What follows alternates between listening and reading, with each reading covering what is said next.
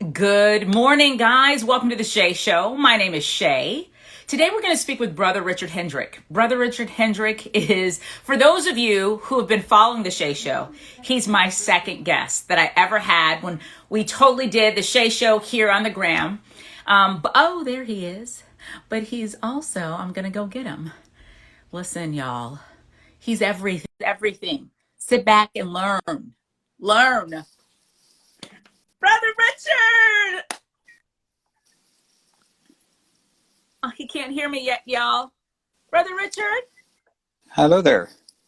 How are you doing? I'm okay, thank you. It's You're good to be always with you.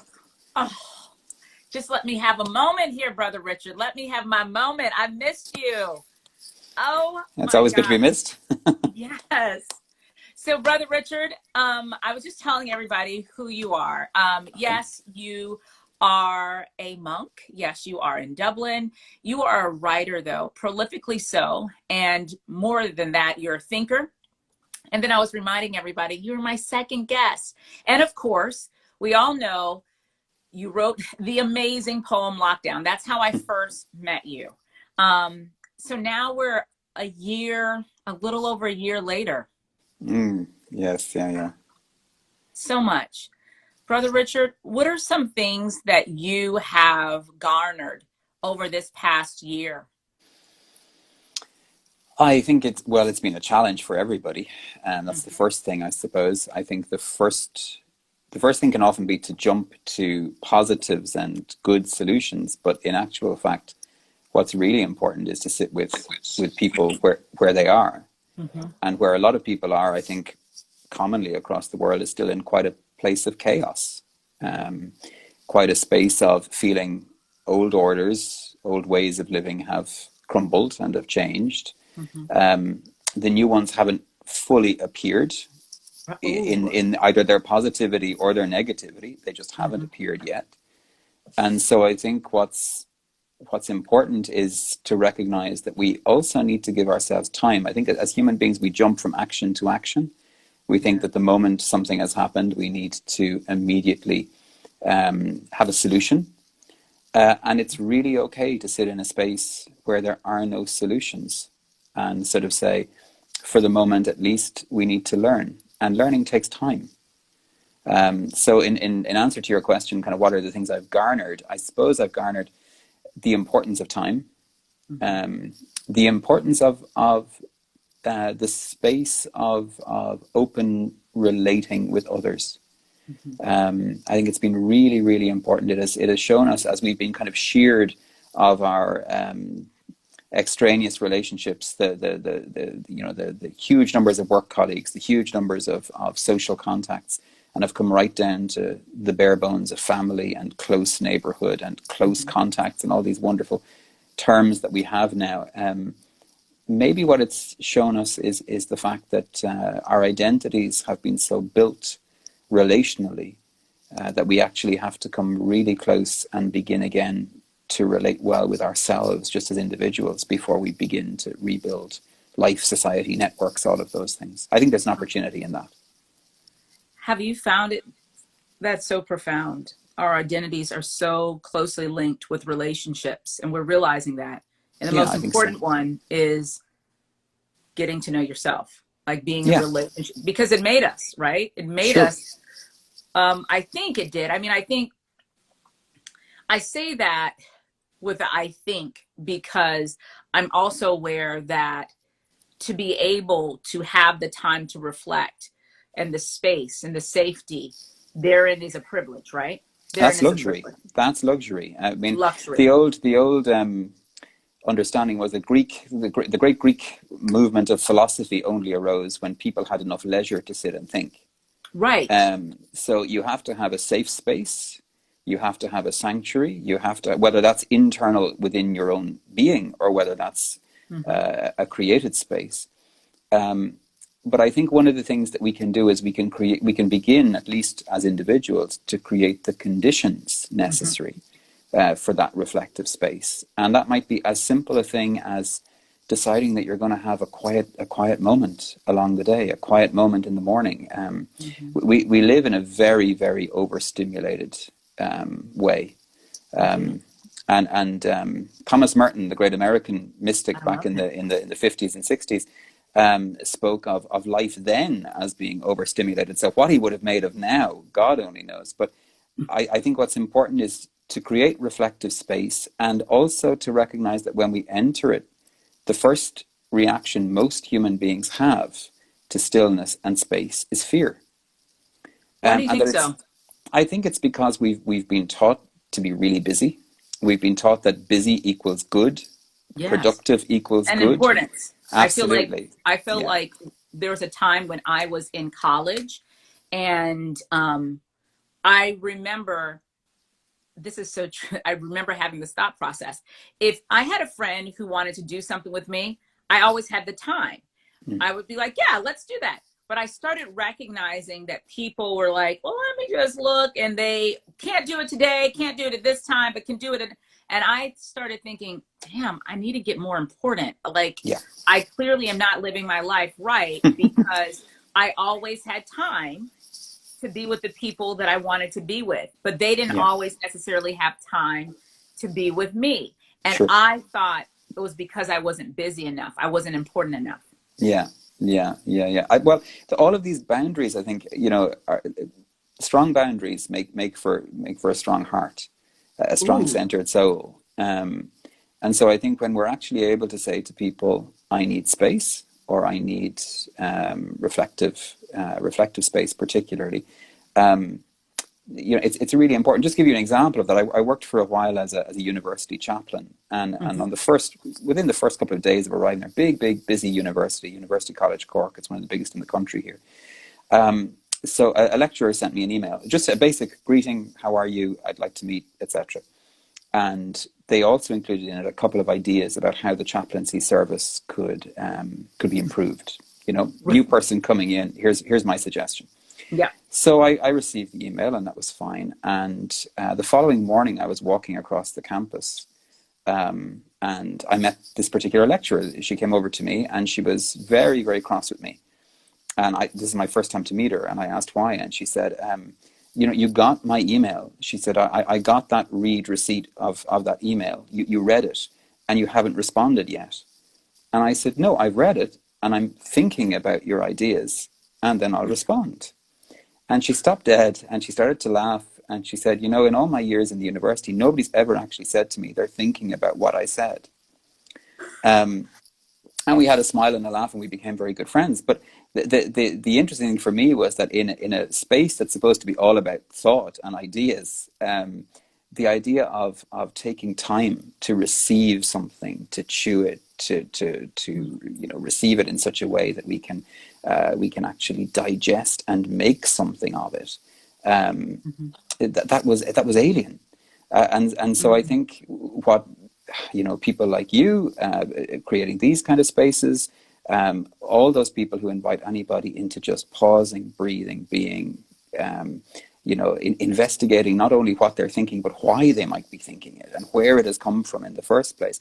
All of these things begin to create a kind of an inner space, an inner sanctuary, in which we can begin to meet, what is true, and true in a way that maybe our reactive living doesn't allow us to encounter too often. Tell me this, Brother Richard. Boundaries. It's a word that we are using more now than ever before. Certainly, it's a word that I don't recall hearing as much when I was a little girl in, formative school, or so and I realize it's important. Mm. And I also realize that they are difficult to lay down. Mm. And I would love for you to speak to, I want to go back to boundaries. And I would love it if you would share some of your space. I would love to you to speak to, why do you think that they are difficult to lay down? Brother Richard, can you see me clearly? Because you are Perfectly. very Yeah. fuzzy to me. Yeah. Perfect. I've got you. No problem. You okay. Yeah. I Yeah. hope you Yeah. guys can see him, and I hope that it comes through clear, because you are fuzzy to me. Oh dear. Um, Okay. Well, it's all clear no, here. So. okay, that's all that matters then. Mm-hmm. So I would love for you to speak to that. Like, why do you think laying down boundaries is so hard? And how did you start forming up these boundaries and understanding that strong boundaries create a strong heart. Okay. Let's start with the second one first, will we? I think the creation of boundary, those of us who've been brought up in a kind of a let's call it a Judeo-Christian basic society with those kind of values, a sort of Western society, in its origin, can very often confuse availability with presence. They're two very, very different things. And so we glorify availability and the kind of the constant availability to the other, when in actual fact, what's missing is presence. And I think boundaries are what actually protect presence, because we tend to think of boundaries as things that keep others out and forget that we're also creating a boundary so as to keep something precious safe. It's about what's on the inside of the boundary, not just what we're keeping out. It's very important to keep certain things out, of course. We all want the positive experience of life. We want to try and lessen negative influence and negative situations and people, and all of that is important. But what's equally important, I think, is recognizing the essence of the individual inside. So when you ask me kind of how did I learn, and I'm still learning, I'm learning every day. But when you ask me how did I learn how to keep boundaries, I think one of the things is good modeling, to see other individuals model presence as opposed to just blanket availability is extremely important. What does it look like? What's an example of what that could look like? Well, I know it's very elementary. I'll give you an example of one of the brothers here. And you actually gave a perfect example of it earlier yourself, which is the ability to say, not now. The ability to say, yes, I would like to, but not now.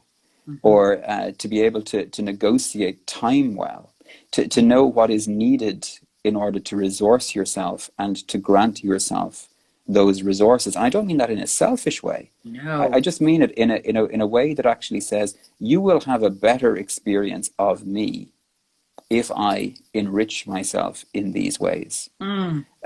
So in other words, there are certain non-negotiables for me, and the presence of meditation and prayer in my life is an absolute non-negotiable. If I don't have that, or if I notice busyness or distractedness or sickness or whatever allows those things to vanish or to decrease, then my presence, the volume of presence, if you like, the volume button, it just goes down. And not only that, but I suppose in the kind of life that I'm trying to live, a life centered on spirit, the ability for the divine presence, which is the presence from which we all arise, for that to actually move through one disappears or lessens. And also my ability to recognize it in others disappears and goes down. So I think rather than imagining boundary as a sort of a barbed wire fence to keep everybody out, if we saw it instead as a kind of a gateway that is guarded so as to keep something precious safe, so that when that gate is opened, someone will be able to come in and receive a much deeper gift than they would have ordinarily. God, see what I told you guys? I told you. Tell me when you started digging in or understanding it was important for you. Oh gosh, I think I'm introverted in personality anyway, and yes. I think introverted people tend to realize very quickly that they exhaust easily in terms of presence. Yes. And so isolation, time alone, time in nature, particularly time in meditation and prayer, all of those things are just as necessary to me as breathing. If I don't have those things in my life, even the promise of those things, if I don't have the promise of them, I can go a long way on the promise of them. But if I don't even have the promise of them, then there comes a moment where withdrawal is absolutely necessary, just to charge the batteries again. And I understand that different personalities experience that in different ways. There are plenty of people who receive their energy from others and from being Yep. around others. Mm-hmm. But I think what's important is to know your place, to know the place of plug-in, the Yeah. place of energy, and to know what's necessary. And also not to try and project onto others what they need. I think if we create a space in which people are able to discover what they need, people will find themselves along that continuum of total introvert and total extrovert. And to be honest, for most people at different stages in their lives and different times of the day, that it fluctuates. It does. Absolutely. And I think, as outgoing as I seem, I require a lot of time by myself. Yeah, the best personality definition I ever came across was somebody who told me I was an extroverted introvert. And that's someone who has learned patterns of extroversion so as to engage with, but is actually cultivating a kind of an inner life that is constantly commentating on the outer experience.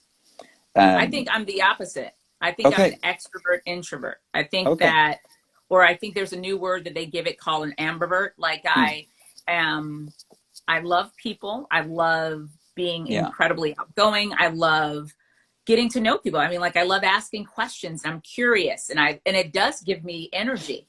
Sure. But I also know, to your point, knowing what you need to grant yourself. I have learned just how when I ask you and I'm probing the question, like, how did you know? Basically, what you're saying is, I realized I needed it to breathe. It wasn't even a matter of trying to come up with this really mature way of proceeding with my life with boundaries. It was like, do I want to be a functional human being? Do I want to be a functional human being? I need to do this. Absolutely, absolutely. You begin to discover that you're not breathing, that you're not getting enough oxygen, that things aren't working well. And the problem is, I think, for a lot of people, if you don't have the reflective space to realize at an early stage that's what's happening, and so you restore, you correct the course in some way, then you will discover it at a very late stage.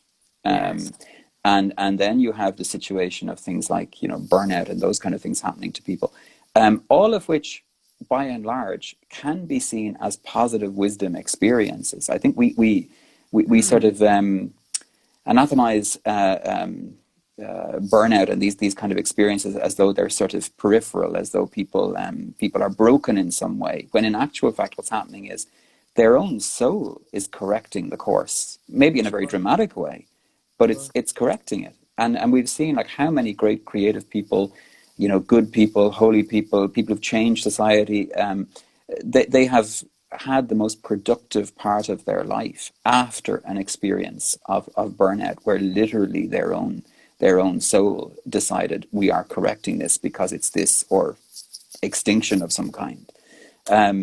So I think we shouldn't be afraid of those major experiences, but at the same time, we can also recognize that if I put the reflective space in, then I am likely to pick up the clues needed for minor adjustments along the way, rather than being forced into a major adjustment.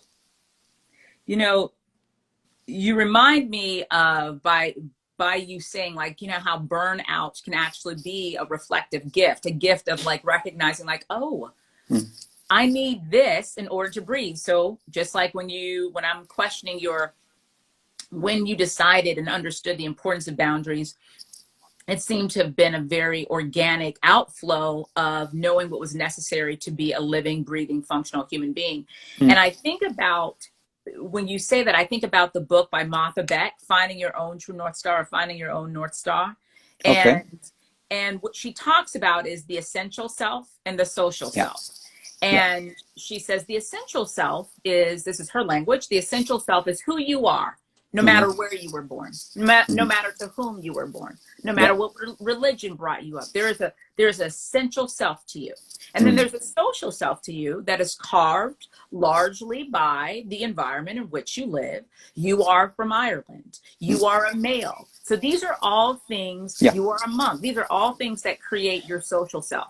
The problem that she says is that our social self is the only one with a voice. The essential self can't speak. So what the essential self does is it kind of, if you will, one could look at it as it can sabotage you. Yeah. meaning this is how she means it.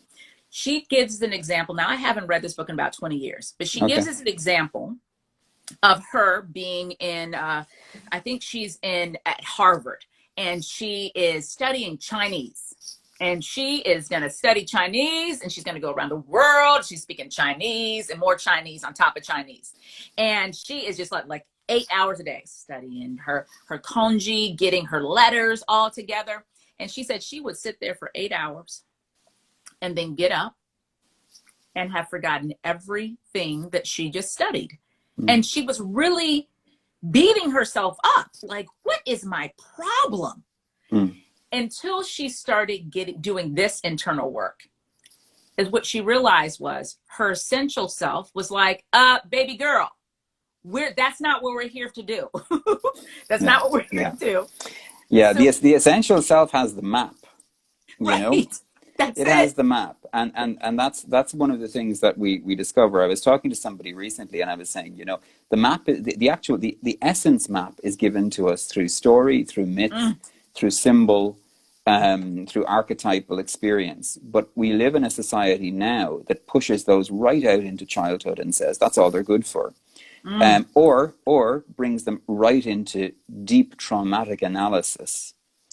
And sort of breaks people open to look for this, when what's actually needed to be learned again is the language, the language of myth, the language of story, the language of symbolism, which allows the essential self to actually speak. If you sit any child down and you say to the child, what is the map of a human life? The map of a human life is once upon a time and it ends with happily ever after. That's the map of a human life, right? And that's what we tell children over and over and over again. Now, we also have in between those once upon a times and happily ever after horrific things that happen. They meet the monsters, they meet the dragons, they meet the knights, they meet the wise person in the forest. They learn the wolf the at language grandma's of the house. bird. All of that stuff. And in a real beautifully symbolic way, we have forgotten that they were the actual legends and stories and myths that were meant to initiate people into adulthood, not to confine them in the nursery, not to confine them in childhood.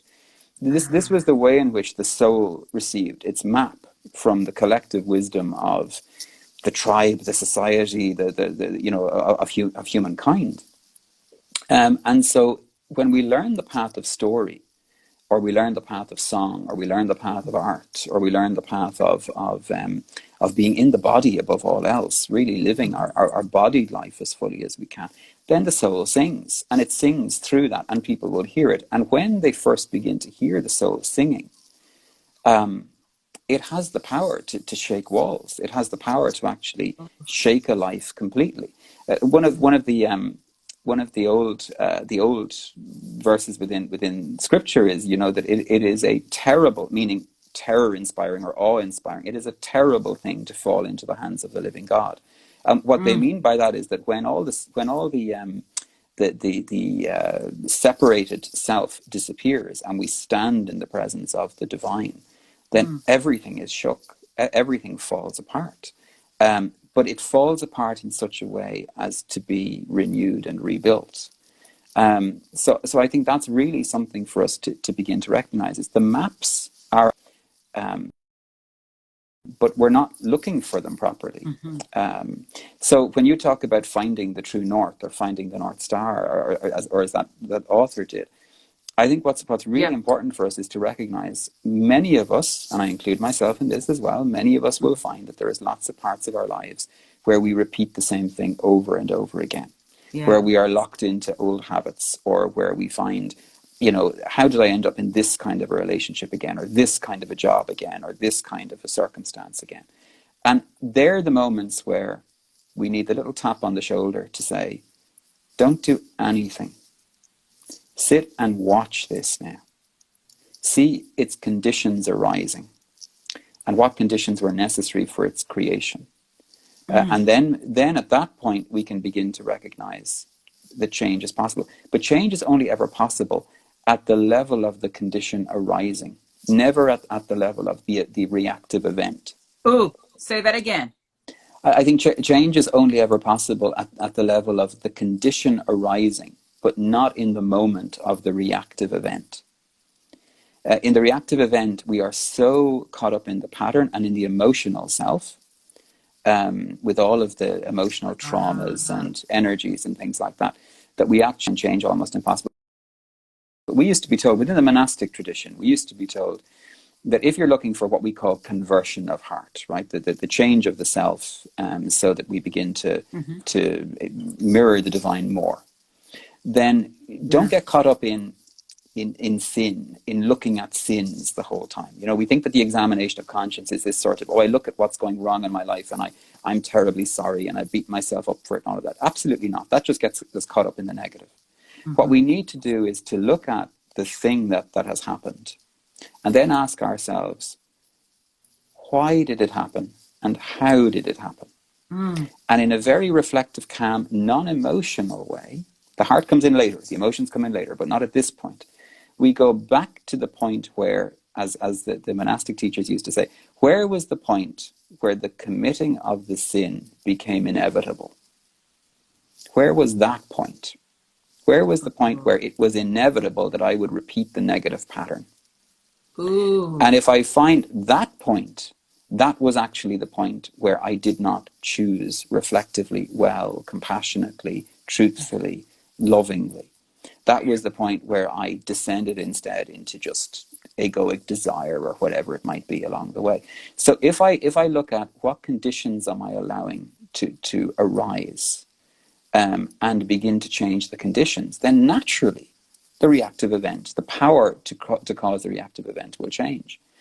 And that's where emotion comes in then. That's where the heart comes in, because it's allowing the experience of the negative to actually reflectively create a push towards the positive. And that's really important, because otherwise we just get caught up in hand wringing. You know, we're mourning and we're grieving and we're wailing and that has its moment, that has its place. But if we give all of our energy to that, then what happens is I simply fall down the stairs again, and suddenly the conditions arise. And no transformation has taken place. No Absolutely. growth has happened. Absolutely. So we get stuck. Now, sometimes we will achieve that by ourselves. Most often, we need somebody to sort of hold space for us. Yeah, hold space for us in that moment, and to be a mirror. It's very, very hard. The old monastic proverb used to be that nobody gets to heaven on their own, and that if you see someone trying to get to heaven on their own, tie a rock to their ankle at that stage and hold them back, because they're doing it wrong. You know. I love that. I love that. I'm writing that down. Yeah. So we need the reflective space. We need the reflective other. And we need to recognize that the other can provide a reflective space in three ways. The first is we have the reflective other, who is a person of wisdom. So someone who has just gone a few steps ahead of us, and is able to be a lens or create a reflective space. That's a wonderful person to have. And if you have that in your life, hold on to them. I do. His name is Brother Richard. Very good. Well, I don't know about that.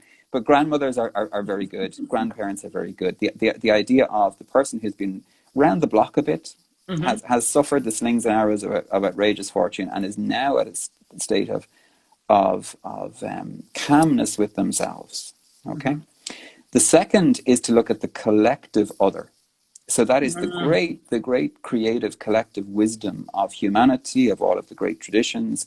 We talked about the myths, we talked about the religions, we talk about all of those that have invited people to grow and to become more than we are. There's such wisdom out there, you know, so we don't necessarily have to reinvent the wheel all of the time. It's there for us in the stories of our brothers and sisters, of the ancestors who have gone before us. The third, though, and the most difficult, is the other who offends. Ooh. So when I am in the presence of the other who offends, it's not for a second saying that the offense is right or good. That is never the case. Okay, we don't go looking for pain or looking for suffering or looking for. But what we do say is the other who offends is teaching us how not to be. And that is one of the most important teachers we can have. It's also one of the most difficult teachers. Yes. I know who.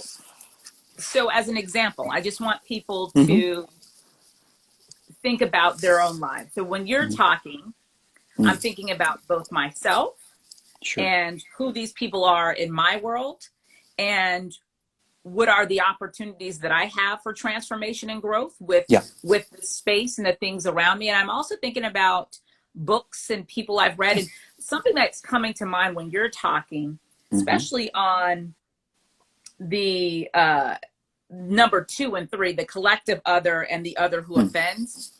I'm thinking about Viktor Frankl's book, Man's Search for Meaning. Absolutely. Yeah. And I'm like, that's it. Because what he recognized, I mean, the truth is, it was awful what they experienced, and what they experienced what no human should ever experience. That's what Auschwitz and every other Nazi camp was. It was a place of terror. Yeah. But yet, when you read Viktor Frankl's book, it can make me cry right now. It's not just beautifully written, which it is, but he so lovingly uses his words and language to really espouse your points 2 and 3. So the collective other, I think about the story when he tells the other camp members, everybody's dying, they're getting really scared, and their souls are getting emaciated. Yeah. And people are wanting to kill themselves. They're wanting to take their lives. They're like this, and I get it. They're like, what are we? And Viktor Frankl points to the collective other, and he says, look, I know, these are my words over him, I know you want to kill yourself. I know, and I get it. But if we kill ourselves, we disappear. But if we let the Nazis kill us, we will show the world how evil they are in the killing of us. So don't kill yourself. So he gave them this collective strength of the other to say, hey, hold on. And then on the offense, those who are offending, the people who are murdering his people, he extrapolated it. Like, there's no part of it that's good. Let's just say there's no part of it that's good. Sure. But I remember there's this part where they don't want to, his mates, they don't want to live, and he knows they need to have meaning. So he starts to look at piles of rocks throughout the camp. He's like, okay, so this is what we're doing today. We're going to get all of those rocks over there in the left-hand side, and our goal is to get all those rocks and put them over there. He was creating tasks that would bring them together and would let them grow despite the other who was offending them, always bringing death to them. And this brings up a huge point in terms of our society today, which is we have reversed the way humanity has lived forever.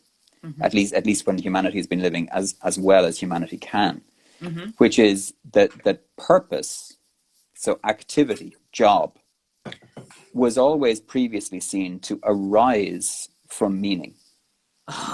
So I live in a cosmos of meaning, and having lived in a cosmos of meaning, my activity in the world is about extending and deepening that meaning. So for me, I'm a Catholic, and I live within that Catholic context. For somebody who's a Jew, they live within that context, or a Muslim, or whatever it might be, or even someone who has simply a scientific understanding of the network of the cosmos, etc. So that whatever bestows meaning, if I'm dwelling in that meaning, then my activity, whether it's as simple as making my breakfast or leading a big company, it comes out of that meaning, and I will always have something to test my activity against to see, is this actually advancing meaning, or is it tearing meaning asunder?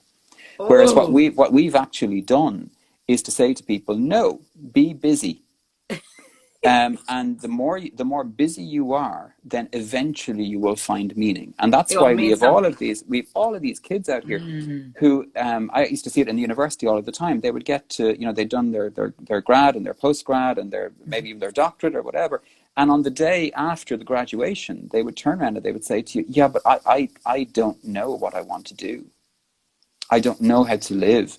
or even worse, I've spent 9 years training as an architect, and now I'm looking at it going, I never wanted to be an architect. That's a Yeah. great one for the parents who've paid all the money. So like at that Law moment, school. there we go. Yeah. At that moment, the question has to be, how do we invite young people to live in a cosmology of meaning? So if you go back to the great rites of initiation that would have been present in all of the various peoples, and are still present today in our kind of indigenous brothers and sisters, and in many others who are trying to live them as best they can, what we discover is that a young person is brought into adulthood in a process that does a couple of things. The first is it teaches them reflective living. That's the first thing. So a child is reflective, an adolescent is reactive. An adult is meant to be reflective, but not always. But not always. And the problem is that we end up in a situation where we have all of these chronological adults who are living adolescent lives, because that's all they Very have reactive. within them. They're just living reactively, and they're seeking meaning, but they're doing it through activity or busyness, or the kind of the next high, or whatever it might be. That's and it gets faster and faster, and because it becomes faster and faster, there's less and less space to reflect. So the second thing that the rites of initiation did, though, was it told them something really important. It says that you are part of a whole that is bigger than you. It says that you have a responsibility to work for the good of the community, but also the community has a responsibility to care for you. And then the third thing that it did, which was equally as important, was it set them a goal, and the goal was union with meaning. Now, in my tradition, I would say union with God, obviously, union with the divine. But there was a goal that is a transcendent goal to the human life, that is not dependent on the physical circumstances, the chronological age, the economy, the economic way that I'm living, whatever it might be. And what that does is, it says to a young person, you are necessary, you are meaningful, you are part of the cosmos, part of the creation. We would say in the Christian tradition, part of the kingdom. Yep. And it also means that there is no experience you can have that can take your essential meaning from you. Out of it. And that is extremely important.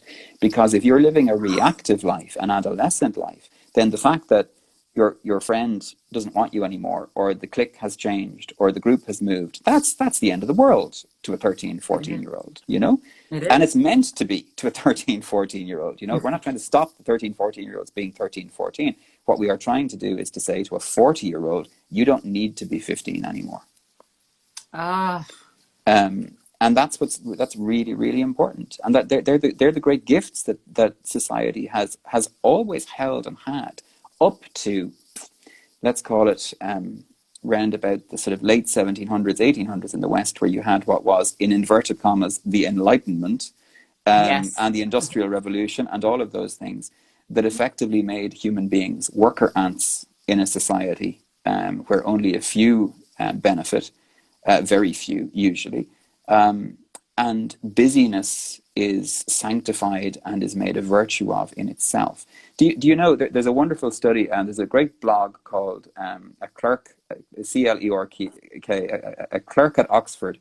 I don't know whether it's a man or a woman writes it, but the writer is a medieval scholar at Oxford. And one of the comments they had recently was that a medieval peasant had more hours of leisure than a successful businessman or woman in the Western world today. And we tend to look back and think, oh, it was terrible back then, it's much better now. And in some things, yes, of course it is. Yeah, in some ways. But reflective time, spiritual space, connection to community, connection to generational interconnectivity, which is extremely important. The idea that a child can look not just at their parent, but can look at their grandparent or their uncle or their aunt or their neighbor and find a common view and a common faith in meaning.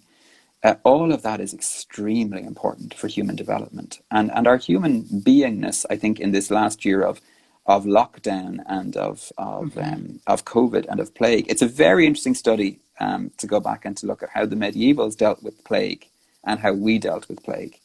How did the medievals? I have. Well, How did the they medievals? situated it within a context of meaning. So you have, as we had, you have the people who say, all this is punishment, right, Yeah, that's fine, that's great, because that blames somebody else, and then we don't have somebody to do else. anything about it. Yeah. Mm-mm. But you also have those then who rose up in the service of their brothers and sisters, as we have, the first responders, the frontline workers, all of those kind of people. But they were valued. Mm-hmm. They were valued. And they weren't just thrown aside afterwards. Yeah. These were the people who were told that it is part of the divine work in the world to care for those who are sick. It is part of the divine work in the world to care for the image of God in our sick brothers and sisters, in those who are Care in for the trouble. image of God. And that changes medicine, because medicine is not about fixing a machine anymore. It's about trying to bring about healing and integration of body, mind, and spirit that allows somebody to live to the fullest extent of their human life. It's so interesting that you're talking about like the first responders. You're talking about purpose of the job. In the past used to rise from meaning. Yeah, And that's why absolutely. the first responders and our Absolutely. people who were in service, their job, it absolutely arose out of the intrinsic need all of us human beings needed. And that was the care of the sick. We needed them. We needed them. We needed Absolutely. them to protect us. And it's interesting. I'm thinking so many things. I'm like, oh my gosh. So that's why inherently their positions possessed a lot of internal meaning and gratitude and like satisfaction, I should say. Yeah. Because it was derived Yeah. out of meaning. I think Yeah. this busyness that you speak to and that I see everywhere, I think it leads us down. I'd love to hear your thoughts about this. I think it leads us down a very dangerous path of inability of being satiated, inability of being satisfied, inability of having, like, when I think of drug addicts, I know that there's certain parts, it's just like a physical thing. Yeah. Mm-hmm. But I think about what makes you often start a drug, right? When I talk to people, it's usually out of a hopelessness. It's usually out of a hopelessness and trying to enact meaning and value in their lives and trying to feel a sense of reprieve from that which they know. Yeah. And I mean, I'm not a psychiatrist or a psychologist, but it seems to me that the way that the Western world is promoting meaning, that just be as busy as you can be, think about it, just keep moving ahead, that really leads to souls that feel really hopeless. And when souls feel really hopeless, souls do desperate things. Yeah. Yeah. I mean, I don't know if you're Of course they familiar do. with I think, well, St. Augustine put it beautifully. He said, you have made us for yourself, O Lord, and our hearts are restless until they rest in you, And St. Augustine lived a life, ever before he became St. Augustine. Mary Oliver has that beautiful poem. It's a 2 or 3 line poem, which I will misquote terribly now. But it's basically, be patient. Don't you realize how long it took St. Augustine to become St. Augustine? It's that kind of idea of we have to breathe with life where it is. But I think when we're talking about soul hunger, one of the things that we have been taught is in the West is instant gratification of hungers. Mm-hmm. So if you want food, it's everywhere. If you want sugar, it's the worst kind of food. If you want entertainment, it's there, and sometimes it's the worst kind of entertainment. If you want, everything is the quick fix. And even the way we approach health is to fix the injury now, but not necessarily to get to the root of illness or life behaviors or those kind of things. That is again an adolescent way of acting. Yeah. And we know that in the adolescent's brain, there is a period of time, particularly in the male, when the consideration of risk literally switches off. Ooh. So as a result, a young person is capable of engaging in very risky behavior, from which they will learn a lot. They will get a lot of wisdom out of that if it's in a protected, safe way. but they will engage in a lot of risk. And then later on, around about the early 20s or so, late adolescence, early 20s, the ability to actually assess risk switches back on. And this is where you suddenly have the person who, you know, looks up at the kid climbing the cliff and says, how in God's name could they do that? That's the image that immediately jumps to my mind, because I'm a completely scared of heights. But anyway, there we go. Are you? So one of the things I'm scared of snakes. Well, I think you've more reason, to be honest. But one of the things that we can look at in that is, if the young person begins to grow into a chronological adult, but is left in an adolescent way of being and behaving because they have not been invited into the fullness of their adulthood. Ooh. The problem with that is, and particularly if good adulthood isn't being modeled to them, the problem with that is that they are left with that adolescent search for the buzz, the high, the instant gratification. And so they're not learning the discipline necessary. And discipline's a word that really people find very difficult. But discipline, that word comes from discipulum, from which disciple comes as well, and it means a listening, an interior listening. The disciple is the one who listens. The disciplined soul is the one who has learned to listen before acting. And so what we end up with then is a reactive adult in love with addictive behaviors, very often with an inability to actually even recognize them as addictive behaviors, and who has a huge amount of trauma that has not actually been processed or dealt with, even at a bodily level. And that's where you often have like arrested development, like people who you're like, oh my God, like, why are you doing that? Yeah, and then they have children at that age, you know, and the cycle continues. The cycle continues. So even taking relationship into account, if you at the moment we have a societal model of relationship which says, if I like you and you like me and we're both free, then let's be together. Now, in its essence, there's nothing wrong with that, right? At all.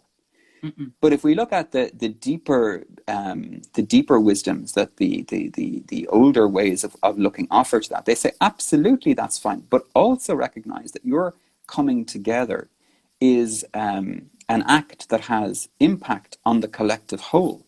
Yes. And so as an impact, every relationship, every act, every friendship, every connection that I have is going to be a pebble dropped into the pool of humanity. It will have ripples that will continue outwards. Now, the difficulty is, about my ripples? Am I responsible for those ripples or not? Am I actually going to take responsibility for that? And at the moment, you know, the adolescent is someone who does not take responsibility. A child we don't expect to take responsibility, that's fine. We're responsible for them. An adolescent is someone who's supposed to be learning how to be responsible. But the thing that's difficult, fail in that. The thing that's difficult about this, Brother Richard, and I'd love you to speak to this, is, you know, I just interviewed someone the other day and I asked him, I was like, hey, do you think there was an awareness of this particular thing? He goes, it's kind of like, does a fish know that they're wet? So the difficulty, you know what I mean?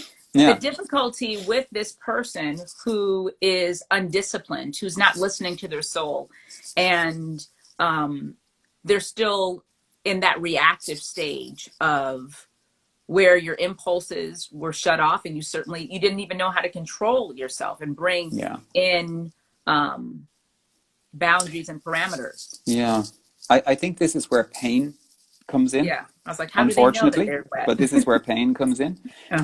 C.S. Lewis famously said that God whispers to us in our pleasures, but shouts to us in our pains. Ooh, doesn't he though? Doesn't God? Well, absolutely. And if we're looking for essential meaning in our life, pain of one kind or another, which will have to be endured in every human life. There's no human life without it in one way. But the way in which we deal with pain and the way in which the management of pain is modeled towards, and I don't just mean physical pain, I mean emotional, spiritual, societal, all of that kind of stuff. The way in which that's modeled to us is extremely important. So if I have, as is the current Western model, the idea that pain equals bad and I must run from it, I run from it in various ways. I will distract myself from it. I will medicalize it. I will euthanize it. I will try and make sure that I don't have to face it in any way. And it, of course, it gets bigger and bigger and bigger until eventually something happens. That means that the boil bursts, whether that's a societal boil or the boil in my back, it will eventually burst. The understanding of the old medical traditions was that there are particular moments when we actually have to be brought to what they called a crisis in Greek. We get the word crisis from it. We need to be brought to a crisis, That fever. a moment where the opposing forces actually cause such a reaction within us that we get, the fever. We actually get the experience of being put in one place, of being forced to abandon everything except attentiveness to the pain. And when that happens, then there is the possibility of healing. Now, I believe whatever else the last year has given us, it has given us a crisis. It has given us the possibility of attending to the pain of the world soul, if you want to put it that way. And we have been put in place, literally. We have been told to sit and wait and be. And I wonder what's going to come from this fever, because now the choice is, are we going to allow healing? Or are we going to just start the whole cycle all over again? I want you to tell me, and you don't have to speak hopefully or anything. I would just like to know, what do you think will come from this crisis? What do you think will come I'm always from this hopeful. fever? I'm always hopeful. That's my problem. Yeah. I'm always hopeful. I think one of the great things is to name the good, to really, really see the good and name the good and let people know the good that's happening. Because very often media, all kinds of media, it tends to capitalize on the negative, because it gets a greater push and a greater reaction from the negative very often. But I think what we really have to try and do, as far as we can, is to really name the good. Name the good. I love that. Yeah. Blessing. The old act of blessing. Blessing in Latin is benedicat, which means to say the good. Say the To good. say the good. When God looks at us in those opening words of Genesis and sees in human beings, sees all of creation as good, and then sees human beings as very good, he is drawing out from us the divine image, the divine goodness. So in every moment of human existence, in every moment of human life, there is the possibility of blessing. There is the possibility of drawing out the good, of naming the good. We all know the difference it makes to a young person if we mirror back to them the good we see in them. Yeah. Let me give you a little story, because I think this is very important. Some years ago, I was involved with a youth program in a meditation center in Dublin that I work with, called the Sanctuary Center. And we had what we call the Warrior Program, which was basically creating the rites of initiation for young people who had not had any kind of experience of initiation into adulthood and were really at the edges of the school system, edges of society. And it worked really well. It's still going, thank God. It's continuing. But we had this wonderful artist who used to come and work with the kids. And she would, they would all start off with, I hate art, I don't like art, I'm not good at art, all of that kind of stuff. But she would bring them around. She was amazing. Yole Bertoli is her name, an amazing Italian lady. And she would get them to create these landscapes of spirit, these wonderful paintings of their inner reality. And there was one kid who we discovered was just a natural. I mean, all the kids came to it. Every kid likes to paint and draw. But you will always find, the gift along the way. And this particular kid had a gift, an incredible gift. And he created this most beautiful painting. And it was so beautiful that the artist herself went to him at the end and she said, I'll buy that from you. I'll buy that painting. And he was very taken aback by it because, he was just a kid. It was just a kid. It's an extraordinary thing. Anyway, we had this wonderful ceremony at the end, and all of their paintings were brought forward, and we said wonderful things, and they told the stories of their paintings, and it was great. Afterwards, they were having, biscuits and tea in the room, finishing up, and I noticed this particular kid with his painting walk out into the garden, and I walked out after him, and I came around the corner, and he was very slowly shredding his painting, tearing it into pieces. My reaction was your reaction. And I ran over to him. I said, "What are you doing?" You know, and and he just very beautifully put his hand up and said, "Stop. You don't understand." And I said, "Okay, tell me." And he said, "If I go home with this painting, it will be used to hurt me." In other words, the very fact that he would have had a gift would have been negatively dealt with by the people who were at home. Mm-hmm. But he said, "Now I know that I can do this." So he said, "I'm going to destroy the painting because if I bring it home, it will be destroyed in front of me. I'm choosing to destroy it. But I'll always know inside that I can do this." And I said, "Thank you." And I stood back and I let him destroy the painting. And I always remember it because it was an incredible moment. I always remember it because it was a wonderful moment of a young person arriving at not just a reflective moment, a learning moment, a teaching moment, but that having seen the good that lay within them, it now gave them power over a very negative situation that they were dwelling in, that they were living in. And they know it's there. And they know it's there. Yeah. So in the future, when other things come up, I know what's in me. I know what's in me. And we used to always say the most important thing about them coming to the sanctuary was not the information they got or the techniques they learned, or it was the fact that they now knew, in whatever circumstance of life they were in, that another way of living is possible. Mm. And that's the most important thing for anybody. That absolutely another way of living is possible. Mm. And I think that's where, no matter what we're going through at the moment with COVID and all the rest of it, and the ending of pandemics and societal change and ecological difficulties and all of the pain that's going on in the US at the moment. My goodness, everything that you're going through at the moment. I want to know your thoughts on it because in the car, driving here back home from the gym in anticipation of being able to speak with you, I was speaking to a friend of mine who I would think she is probably the number one. She sits in that kind of number one space in my mind. One of the, the strong, kind of righteous other, and we were talking about this and we both were like, yeah, we can't even tune in to what's the George Floyd case. Like I have not tuned into it at all. And I know that's just one of, I'm saying George Floyd case, and there's like 1,000 other horrific, horrible things that the world is seeing and that we are doing. So what I was wanting to know is, Brother Richard, whether you want to be that person or sit in that position or not, you are like one of the righteous others for me. And I need to hear your thoughts because it feels so bad. It really does. It feels so ugly. It feels so like who are we?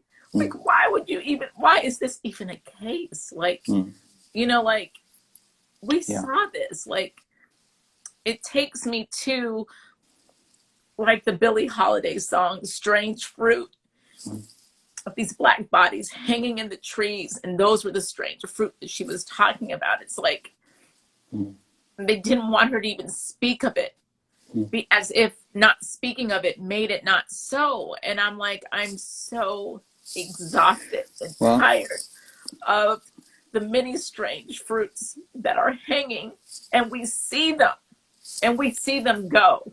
And then we act like we don't know that fruit is hanging in trees. Well, the first thing I'd say is I feel very, very privileged that you would even ask my opinion on this. Because I am first of all, I'm not there. I'm a white Western male. Yep. Which, no matter how I want to live, no matter how I'm trying to live, puts me in a very, very, very privileged position, number one.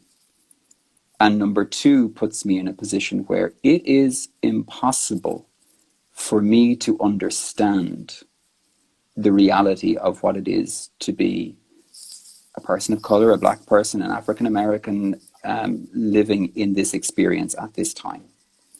The only thing I can do is listen at the moment. That's all I can do, is listen and witness and try and recognize that there are roots in me as a white European that are very poisonous in terms of the way in which they have encountered the rest of the world. Now, I can do the whole, I can get off on the whole thing of, well, I'm Irish and we were persecuted and we were sent around and none of that matters. It's not about comparing scars at the moment. It's about feeling pain. Yeah. And I think the most that I can offer is the wisdom of the tradition that I have espoused, which says that any human being, any being, let alone, don't even go human, any being at all, has to be encountered with reverence first, with silence first, with respect first, so that their story can be told, so that their pain can be held, so that there can be some kind of empathy and compassion. And that includes an examination of conscience, an ongoing contemplative examination of conscience. For me, even if I put myself in the position of empathetic listener, because listening alone doesn't achieve anything. Lamenting and wailing alone, as necessary as it is, doesn't achieve anything. If we actually want to build the kingdom in the way in which Christ understood the kingdom, in the way in which he taught the kingdom, in the way in which the early church said, there is no longer any Jew or Greek, there is no longer any Gentile or Jew, there is no longer any male or female, because they looked at the essence of the human heart and said that when we gaze into the essence of the human heart, we find the divine and only the divine. Then that means part of my conversion, part of my actual living as a Christian and as a Catholic has to include the recognition of, number one, the pain that others are going through because of all of this, and to recognize that it's my pain, that I have to own this as my pain, that I have been wounded in this, that I have suffered in, and I don't mean that I'm co-opting your pain. I mean that as part of humanity, this is painful. if one suffers, we all suffer. If one element of the body is in pain, the whole body is out of order. And that means that I have to bring whatever resources I have to the healing of the body. And that doesn't just mean, kind of saying, well, isn't it a terrible thing? It's not about that at all. It's about recognizing that if you're singing about fruit, about the strange fruit hanging in the tree, I have to look at myself and say, how am I living now that's enabling that? And what am I doing that's actually healing that? And how can I move to more of a healer than an enabler? How can I recognize it in myself? And people are very scared of this, I mean, they're scared of this because they feel it's going to be about loss, or it's going to be about taking away, or it's going to be about they're thinking that they're going to lose something. Absolutely. And when it's actually simply about, can I look you in the eye and say to you, you are my sister? Yeah. And if you are my sister, I'm saying sister because it's you at the moment, but if you are my sister or my brother, then I have to treat you the way I would treat my own blood brother or sister. Right. And that means also recognizing that there are times when my brother or sister will come along and will say, I need. And if I have a loaf of bread in my hand and they say, I need, what's to be done there in that moment? Do you know what the message I feel like I've heard consistently loud from the average white American Christian? is you shouldn't be hurting. But see, I don't understand that at all. It's truly I that is don't the message understand I that at hear. all. Why are you I hurting? understand. Like, why No, don't you I just stop? understand that's not only that's what you're hearing, but that is what is being said. Like I've seen Yes. that. I've seen it in the commentary.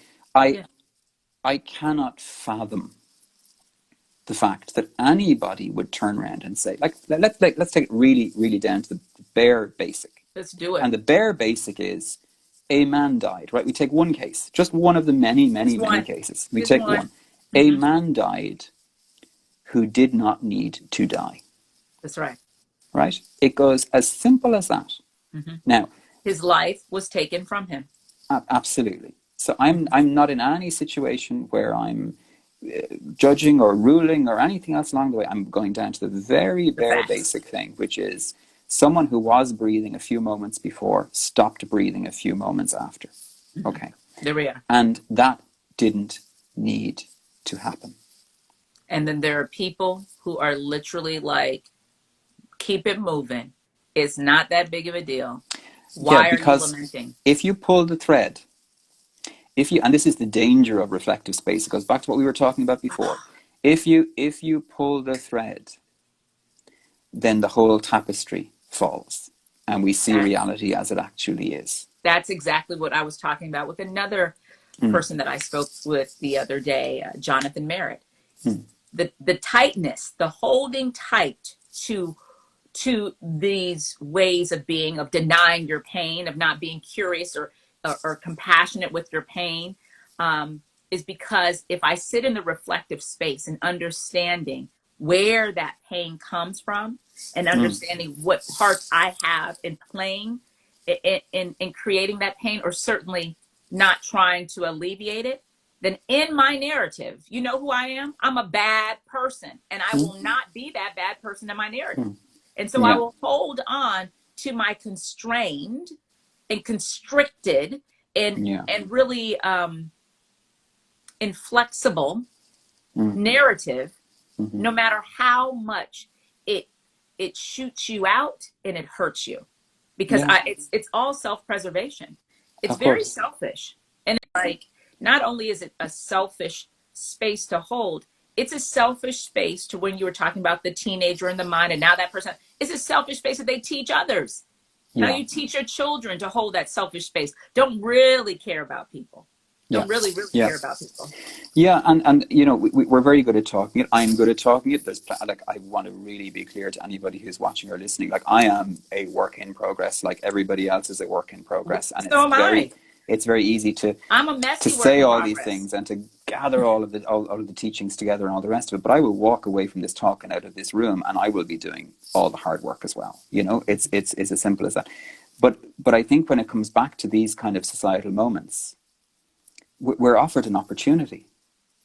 It's a huge opportunity for change.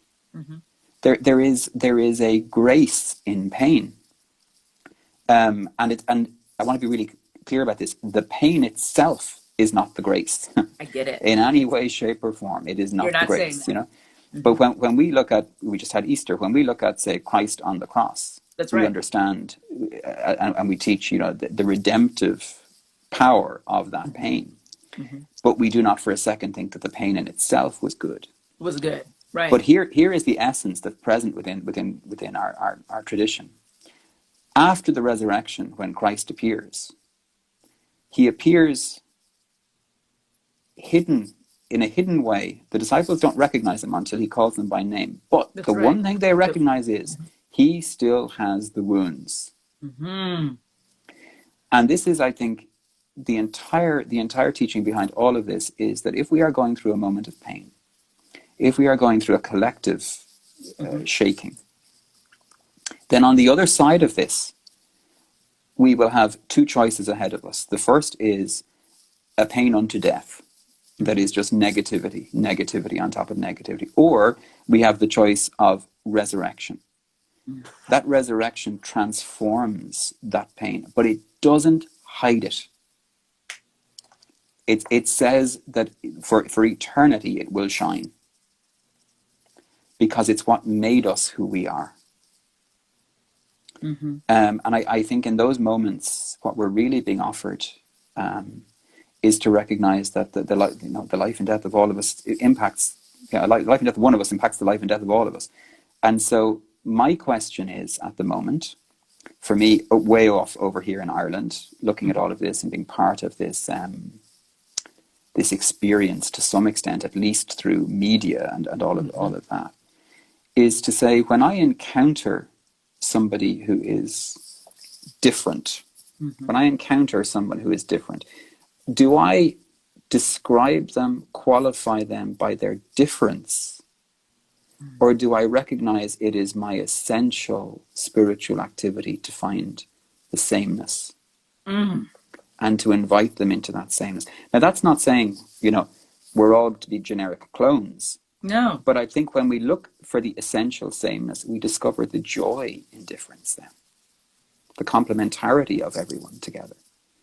And I think that's so important, so that someone who is being raised with racist attitudes or with prejudice, with all of those kind of things, literally has the possibility then, in encountering you or in encountering me or in encountering anybody else who's trying as best they can to live a centered spiritual life, is going to meet someone who is going to teach them, like those kids at the sanctuary, another way of life is possible. And it doesn't take anything from you. It gives. It only gives. That's what I would hope for anyway. When you're speaking of the things you are, I think of the 3 things that Viktor Frankl said that man needs to have meaning in his life. Man needs to be able to wake up to something that is required of man, something that you have to do. Man needs to be loved unconditionally. Man needs community.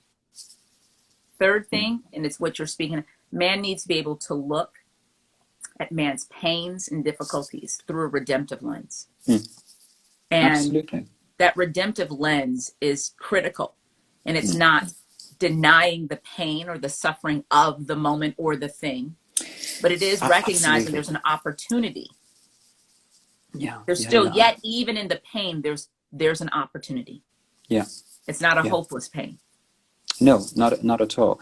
And it's not a glorification of pain in itself. What it's saying, that way lies madness. Instead, what it's saying is that this experience is a wake up. It is a wake up, and I have the possibility of beginning and waking up every day. I have the possibility, in fact, infinite numbers of times a day. There's an old Christian contemplative writer, wrote an extraordinary book back in the 14th century called The Cloud of Unknowing.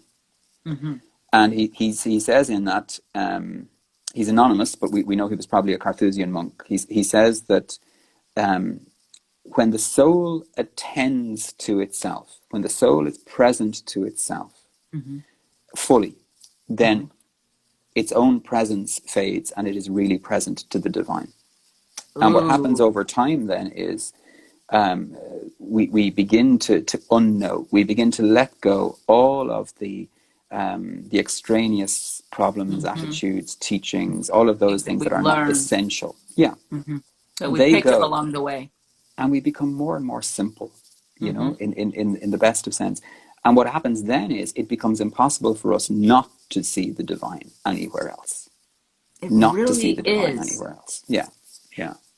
So that's what we're looking for. That's the goal. So what is... I want to be clear. I know that you do not have the answer, but I want to know your answer. What do you think this is all going to create in us? What do you think it's going to look like in the United States of America 6 months from now? What do you think?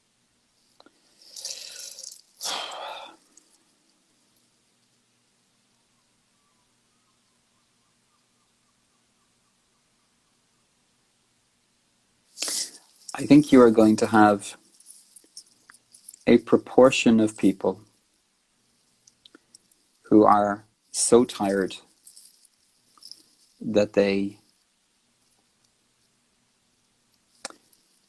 are going to react in one of two ways, which is there will be those who will invite change Mm-hmm. through spirit, through what we're talking about, Mm-hmm. through actually saying, I'm going to live this life as fully and as deeply as I can. Mm-hmm. Not just to live the length of one's life, but to live the depth of one's life. And to recognize that as wrong as the structures of a society may be, they don't stop us from reaching out to one another. Mm-hmm.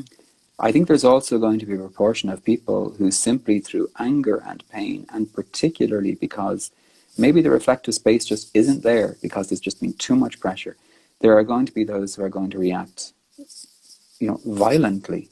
Mm-hmm. And they're both as equally understandable. Right. What I hope for, Mm-hmm. is that the prophet who shouts and roars and overturns the tables in the temple is just as important as the prophet who points to the mountaintop and says, that's the destiny. But if they don't work together, then society is able to kill the prophet. Because it does it again and again and again. And so I think a prophet, the old Hebrew word for prophet was na'avi, and it meant someone who sees reality as it is. It's nothing to do with telling the future. Right. It's someone who sees reality as it is. In other words, who can see the action of the divine sustaining everything in the now, and the invitation of the divine to grow, to change. And that's what they point to. That's what the prophets point to. So I think we need both kinds of prophet. I think we do not need, I'm saying we, and I have no right to say we. I want you to say we. But I think we as humanity, Mm-hmm. across the face of the earth, need the prophets who are going to overturn the tables in the temple. Mm-hmm. But only when they have seen reality as it actually is, because otherwise it's just adolescent anger. And we need the prophets who will point us to the mountaintop and guide us back into those wisdom traditions and those abilities to encounter the epiphany of the divine in each of us.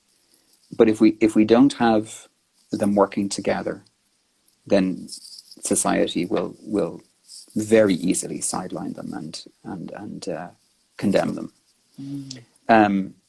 So what do I hope for in 6 months' time in the US? Mm-hmm. Gosh, that there's wake up.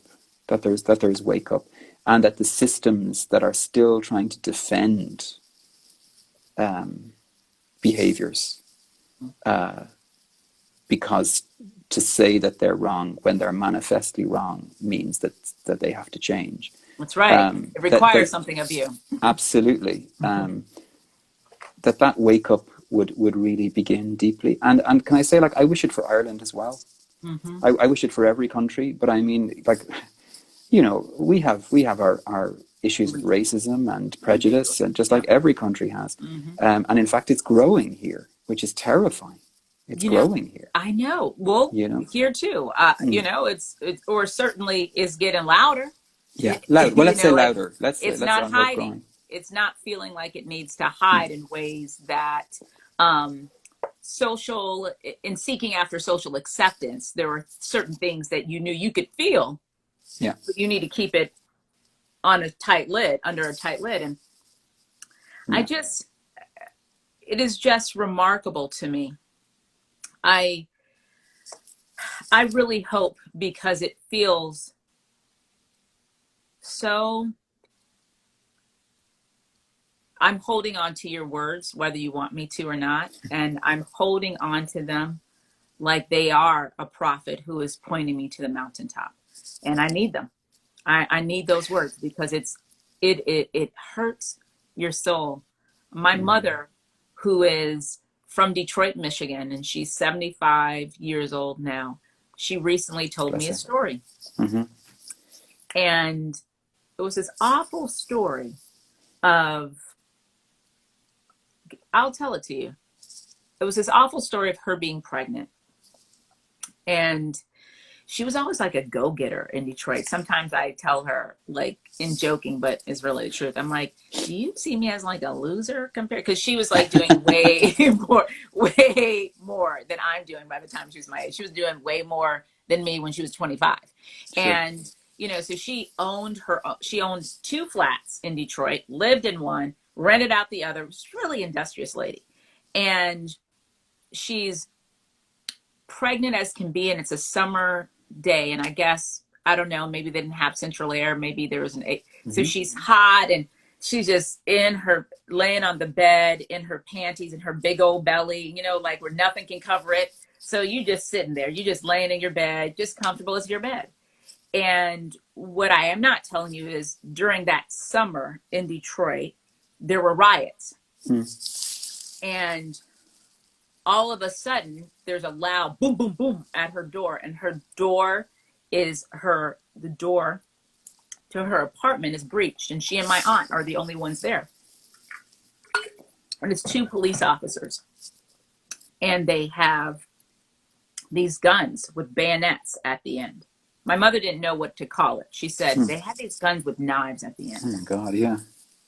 And they were like in military gear. And they're like, are you hiding people here? And my mom's like, no. And she's feeling so vulnerable because she's laying there naked with her big belly.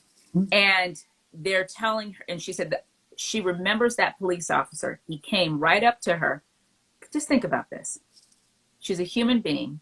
She's a pregnant woman. He comes right up to her.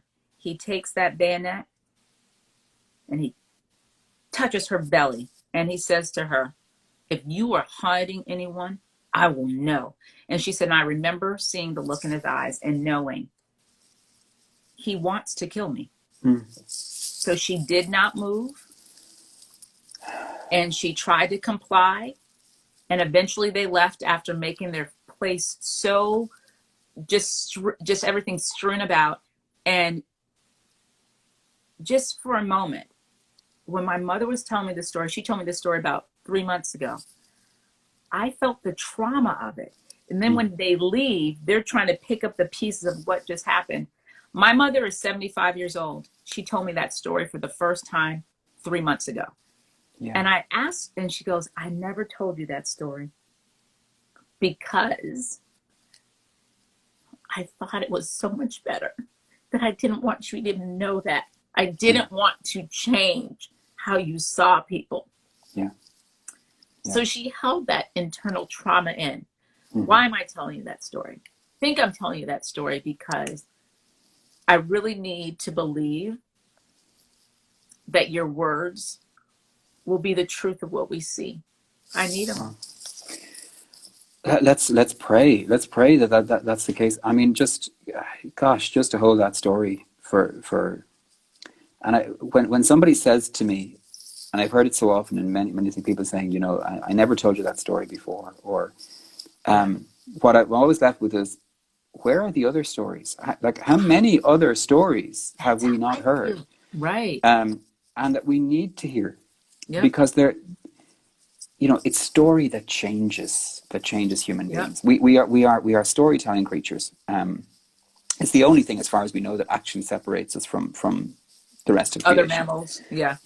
So from that point of view, the way to change someone is to change the story that they tell about themselves. And maybe the story that they change about others. Yeah, absolutely. The story, exactly. That culture of you know, what stories took place in a police officer or soldier's life that enabled him to treat an expectant mother that way.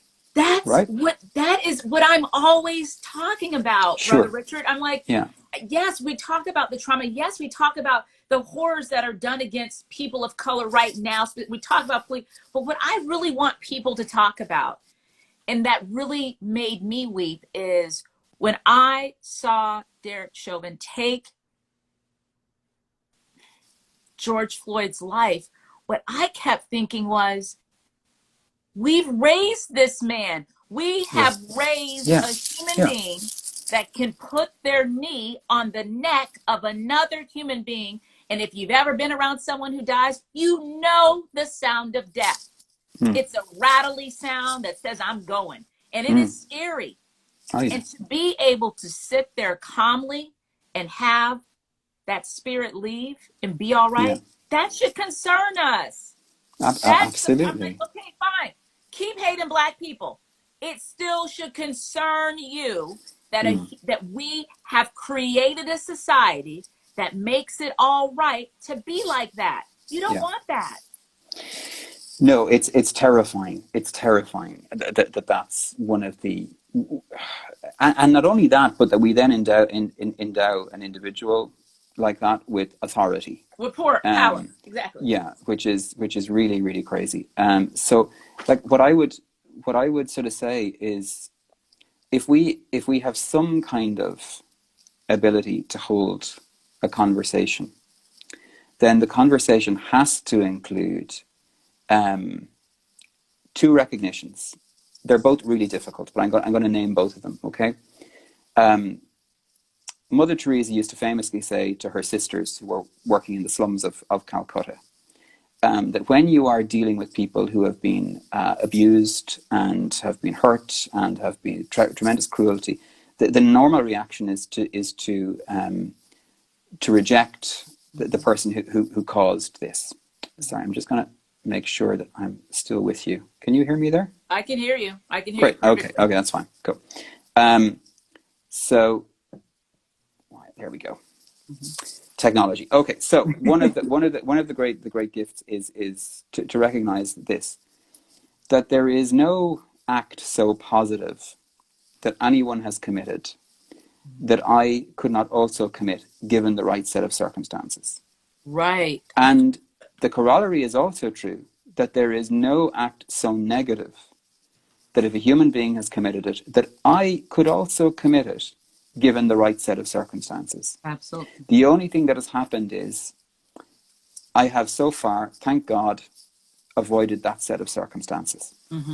Now, so we strive for the positive, we leave the negative aside. But what the second piece of that teaching, though, is for someone to actually have a conversation or a space in which an individual who is capable of the negative is invited to reflect on the stories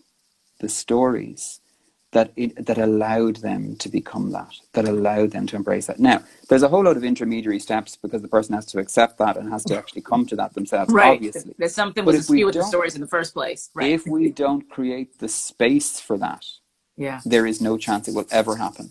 Right. Right. And so we live in a world where a lot of us, we're talking more than ever, we're communicating more than ever, but we're also in smaller pools than ever. Yeah. So we all talk to the people who want to hear us, you know? That's right. And to go amongst the lions, to go amongst those who don't want to hear us and are ready to pull us asunder. If I go in an aggressive way, all I'm going to get back is further aggression. That's right. If I'm willing to go amongst the lions, recognizing that I might not save a lion and I might not even save myself, but it's worth it. It's worth it so that they at least encounter the difference. Yeah. That's where things begin to change. That's where narratives of meaning begin to reconstruct. That's at the where moment, you need so many strong people to do that. And that's going back to the earlier stuff. That's where, if we don't educate young people across the board with a reflective capacity, with the ability to pause inwardly, to hear wisdom, to recognize it beyond the prejudicial boundaries that say it can only come in this direction. Wisdom can only come to me in that direction. It can only be white. It can only be European. It can only be African. It can only be whatever. I just need to be able to receive it, to receive the good, to recognize the good in each place and in each moment.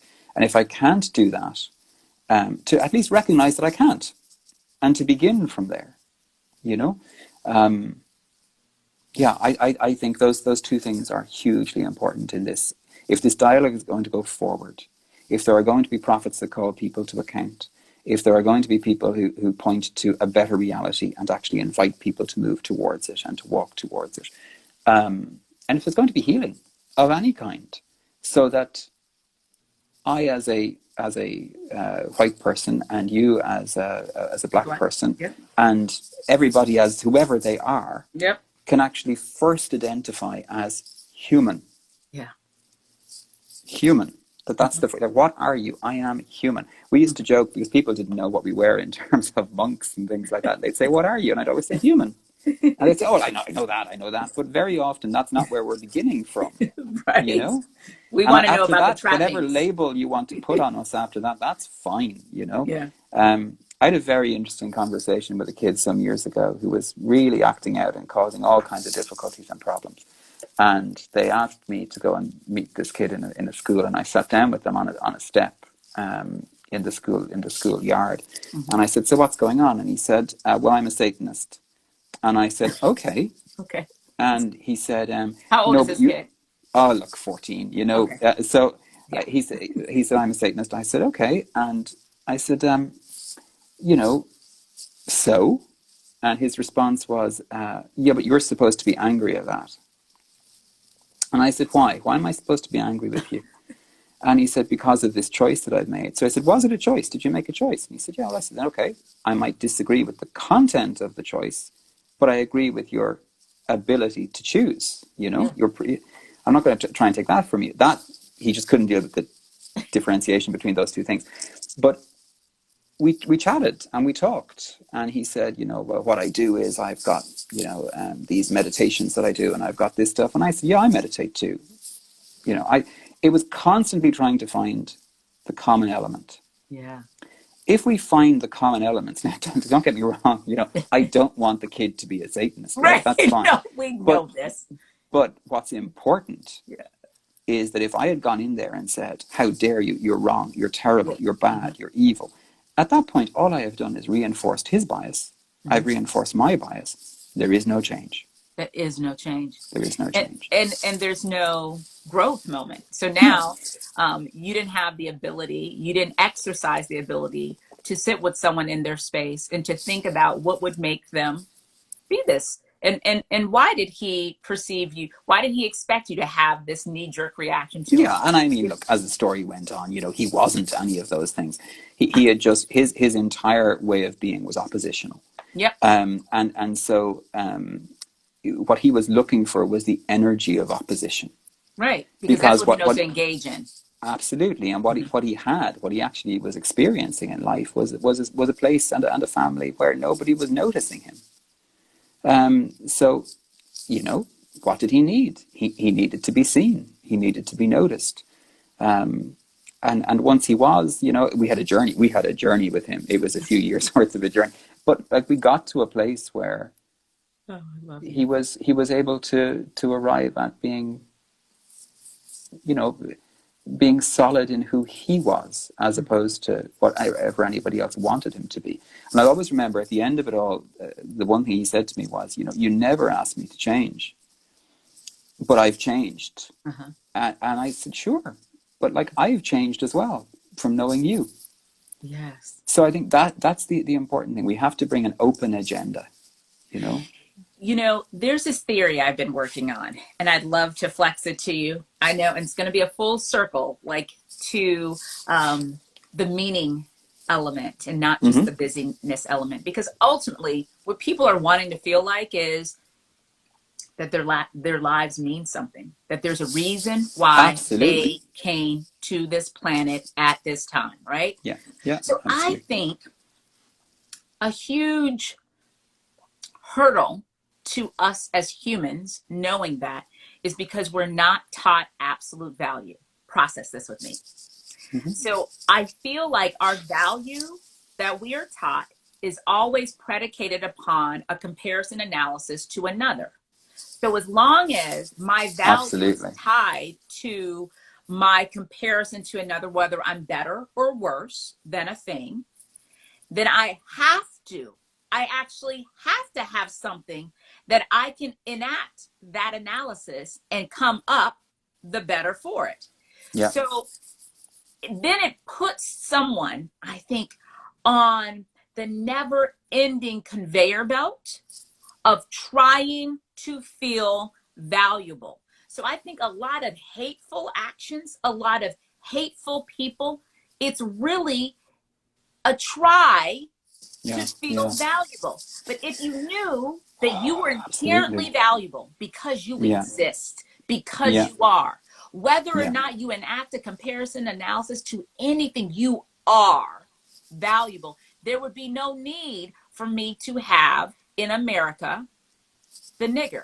I wouldn't need to have that person who is inherently less than me in order for me to have value. My value is tight, and my value is not derived from any externality. It is derived from an internal truth that is unchanging. Absolutely. And this is, I mean, you're describing the whole of Western society, and in the sense of everything is comparison, and comparison is the thief of joy, as Shakespeare famously said. If I'm living in a world where my value is based on the other, then I will always be unsure of my value. That's right. Always. And I will always have to be very dogmatic of what I find my value in. I have to be there. I have to have something that I'm better than. Yeah. Oh yeah, absolutely. And so we live in a world, and industry, society, social media, fashion, all of these things are built on enforcing people to compare themselves with everybody else. So everybody is walking around with this huge cloud of complexes over them that says, I am not how I'm supposed to be. Right. And I'm not enough. And once, exactly. I'm not whatever, whatever. We all got them. And you can even find, even if you understand how it works, and even if you're doing the work to try and reject it, you will still discover it within yourself. It's there because you have grown up with it. It's you're breathing it, you're living it. It's in the tissue, it's in the body. And so the best way when one encounters it to deal with it is simply to laugh at it, and to recognize the sheer ridiculousness of it. That it has taken 1 million or so pairings of DNA to result in me and to result in you living in this world at this time, or however many. God only knows however many. How dare I compare myself to you or you to me at that stage? The most that I can say is that here is an opportunity for interaction with richness that I don't have. So from that point of view, if I immediately start comparing and saying, well, you're better because you're taller, and I'm better because I'm smaller, or whatever it might be, whatever the language of comparison it is. The difficulty with it is that we are constantly offering, especially to the younger generations, we're offering a sort of a role or a model that is actually unobtainable anyway by any human being. When we're in a situation where people are digitally changing their faces and all of the rest of it, and changing lighting and all of that kind of stuff, I know. And okay, it's fine when it's for fun, but you have to ask yourself, what's under this? What's in this really? Yeah. And it's what is this really speaking to? I mean, if you look at the classical society, the classical philosophical understanding was that you went from child to adult, and eventually the goal of the whole thing was to arrive at a point of what they called sagehood, which was to arrive at a life of integrated wisdom. And they were the valuable members of the tribe and the community because they had the wisdom to get you through the difficult times and the problems and the issues. They were the ones who communed with the divine. They were the ones who had arrived at a space of peace within themselves, of balance within themselves. And what we have done now is we have said, no. The goal of the human life is to become a late-stage adolescent and to remain that for as long as is humanly possible. And as a result, we miss out on the possibility of actually encountering, that absolute meaning that you're talking about, that absolute value of the self. And all of the like, if it doesn't matter what tradition you belong to, It but doesn't. all of them teach this. All of them say, like, the Buddhists will talk about the infinite value of being in a human body, living a That's human it. life at this moment, and not to lose this opportunity. Just as the Christian, I will talk about the fact that I and you and every other human being are a living word of the word, I in know. that sense, a living expression of divine love. Oh, So it, in that that's sense, powerful. yeah, but in that sense, I think if we don't have that, if we don't have the ability to actually say, in myself, there is a sufficiency in myself, a graced sufficiency. It doesn't Yes. mean I'm not going to grow, it doesn't mean I'm not going No. to change, but it means that in the essence of myself, in the Yep. amness of my being, Oh, I am a reflection of the divine am. And going back to that earlier thing, he looks on me, or God looks on me, or divine looks on me, whatever way you want to put it, and sees essential goodness, ugh. Doesn't and that call you that's up to even everything. behave differently? Of course, because you Yeah. will rise to that. You will Yeah. rise to that. Yeah. We had some wonderful Ethiopian friars living with us at one stage. And on occasion, they would have particular feasts Mhm. that were for the Ethiopian community. Yeah. And we would be invited to I come want to into go that. next time. They were wonderful. Not with us now, sadly, back in Ethiopia. Okay. But when they would come, I always remember that this one of the older Irish men used to say, the stateliness of their bearing was the way he put it. The stateliness of their bearing. These wonderful Ethiopian men and women. And on one occasion, I was talking to one of the Ethiopian friars, and I said, "How is it that you all walk that way? You all enter a room that way?" And he said, "It's very simple. When we are very, very young, our parents tell us, always remember, you are the daughter of a king, you are the son of a king, walk that way." And Oh, a way of conferring essential worth, essential worth. And I think that's something that if we could give that, imagine if every child was greeted with the fact that you are a prince or a princess of the kingdom. You are yes. a daughter of the universe, a son of the universe, and Yeah. more than that, having emerged as a wish for the divine. We used to say to the young people when we were doing this A meditation with them, we used wish to for. remember, ever before the cosmos existed, you were thought of and willed. And if you remember that, then you also know that when the cosmos is all gone, you will still exist. And if you accept that, even if you accept it simply as from a rationalist materialist that matter is never created or destroyed and the matter of your being exists, but I'm going further than that. I'm going much Yes, further than that. you are. That at the very least, you can begin to understand the essential worth. One of the, I can't remember who it was, but one writer I remember said, if your body has been made of stardust, can you only imagine what your soul is made of? You know, um, and I think that's something for us to Just kind of always really dropping. hold together and meditate upon and just take.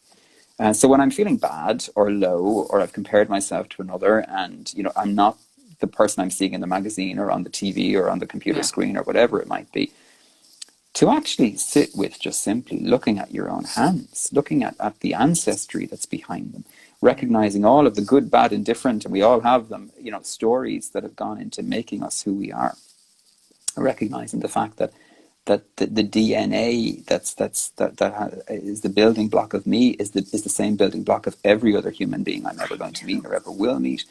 And then to go further again and to say, well, what about soul? What about soul? What about that extraordinary oneness with the divine that is possible at the heart of our being?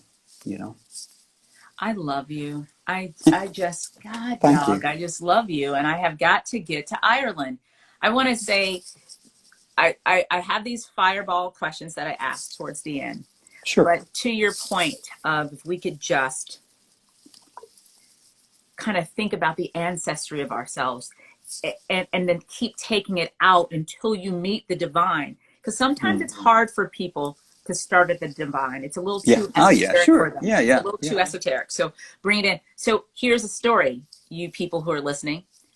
My mother's mother died when she was 25. Wow. She left 4 children on this planet. My mother was 1 year old. 1 year old. I have 2 photos that I've seen of her, and both of them she's lovely. But from her sisters, what I learned is that my grandmother had these big thighs, these big legs. She was this super light-skinned black woman and red hair and freckles, and Wow. she was thick. She had these big legs. And the reason why I'm telling you that is I have big legs, and it's helped me like my big legs more when I just contemplate and think my grandmother gave birth to 4 children, and she just eked out my mom before she died, and I have her legs, and it helps me look at them You're as walking on something. grandma's legs. There you Yeah. go. There you Yeah. go. It Yeah. helps me Yeah. look at them different. I'm like, Yeah. Yeah. okay, Yeah. yeah, they're big. Yeah. But my grandmother carried herself and brought these children into this And in a world. beautiful way, her journey, her walking continues in your walking. Yes, it You know, does. it's wonderful. It I'm just going to move does. slightly because I need to plug in because No, I I'm going get to it. lose you otherwise. No, I know. Here are my fireball questions that I want for Okay. you because I know you've given me so much of your time. No Okay. problem. What sound or noise do you love? Oh, bird song. Bird song. What sound or noise don't you love?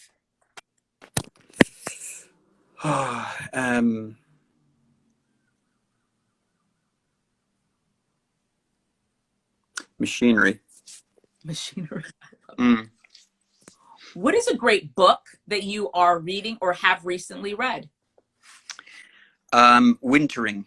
Wintering is the name, but I won't remember the author's name. I'm terrible. But it is about the practice of retreat in nature. Love it.